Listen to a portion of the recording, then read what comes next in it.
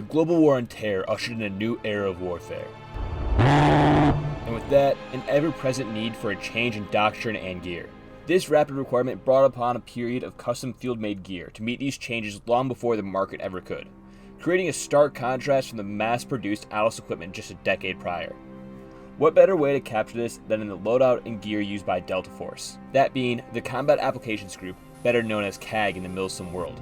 The kits in each team were iconic, task-specific field brew setups that would heavily impact and influence the tactical gear scene for decades after. These timeless setups are best captured in their loadouts used from 2004 to 2006, and that's exactly what we have here.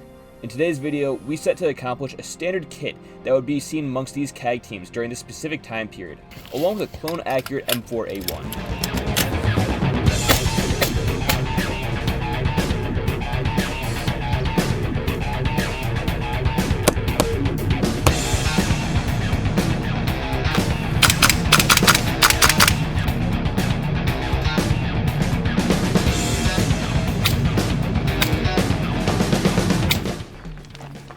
The uniform for this kit is pretty straightforward. Most people will recognize it as the Desert Tricolor BDU, a camouflage pattern that saw a widespread use beginning in the early 1990s.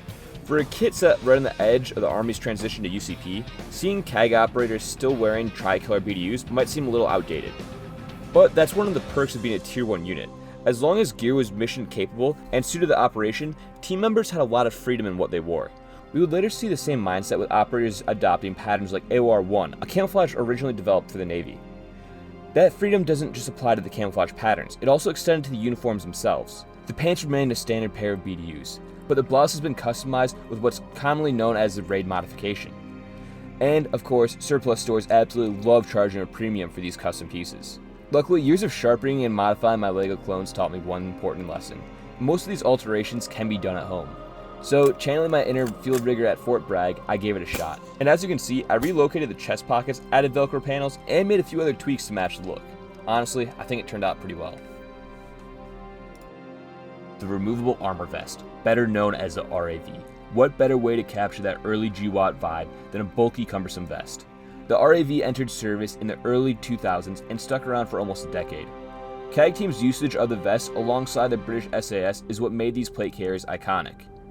This sadly is a reproduction from the company Shekin, and honestly, they nailed it. The fabric and molle hold up decently well when compared to the real Paraclete stuff. Now, onto the pouch layout itself. The way I filled out the RAV was not inspired off one specific photo, rather what felt comfortable. If you're a fan of this channel, you'll know that this is quite rare for me to do. That being said, obviously the pouch layout makes sense and still has some inspiration from references, as any true impression should. Starting with the unseen. Underneath the cummerbund, I am running what would normally be a custom-made pouch to hold 3 M4 magazines. Now, this piece again comes from Shekin, but despite being a repro, works so well. Moving to the outside, above this hidden mag pouch, we are running the Paraclete GRG in khaki. This works well as a small map pouch, along with giving some more Velcro space so we can run a US flag on it. On the right wing of the cummerbund, I have 2 double-stack Paraclete M4 pouches.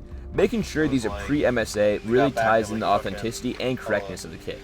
On the left side, I have a cleat quad pistol pouch with a mix of things in the slots. Of course, we need the 2 pistol mags, but we also included a pair of EMT shears and a Sharpie.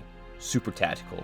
Sticking on the left side, I have the Paraclete radio pouch with a proper 148 in there, still waiting on the correct antenna though. Moving to the back, we have the Paraclete assault panel, equipped with 4 spots for flashbangs, an IFAK, and GP spot. This panel also includes a spot for either a hydro pack or a breaching tool. This panel also zips onto the back like the future JPC ones would.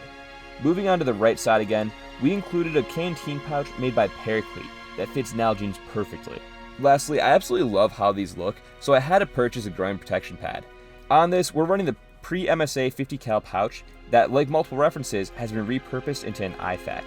Now, this carrier is definitely a work in progress because I really want to replace all these reproduction pouches with real Paraclete. The helmet utilized by team members during this era is the perfect example of iconic field brew setups. The MISH 2002 is a level 3 ballistic rated helmet, differing from the 2000 with improved ear cutouts to make hearing protection actually feasible, while only sacrificing a small amount of protection. In regards to Ear Pro, we are running ComTac 1s. Now, these absolutely suck. Not only when compared to the later models like the XPI, but overall the shape and comfort do as well. That extra space underneath the helmet is really needed. To accommodate the Anvis 9 night vision system, CAG members would screw in Anvis adapters, typically meant for pilots. This custom job, along with the rest of the helmet setup, can actually be viewed in this separate video. The eye pearl and the helmet are from Wiley-X. The strobe, that's a VIP strobe light. The helmet has about half a roll of duct tape on it as well, just to hold it together. And I even took a crack at making a custom IR light patch. Honestly, this helmet is my favorite part of this loadout. It really captures that vibe perfectly, and the room for customization makes it extremely unique.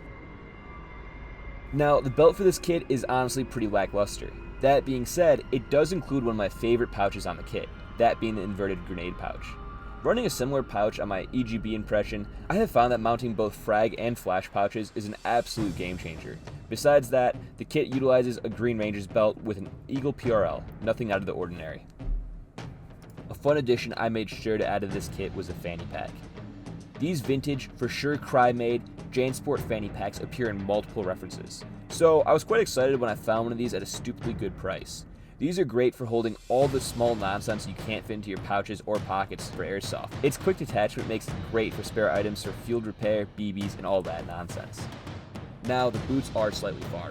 In all honesty, I did not know much about the older Merrell footwear, nor do I have the patience to find 20-year-old boots. I did, however, choose to stick to the same brand, and honestly, they don't look bad or far off at a quick glance.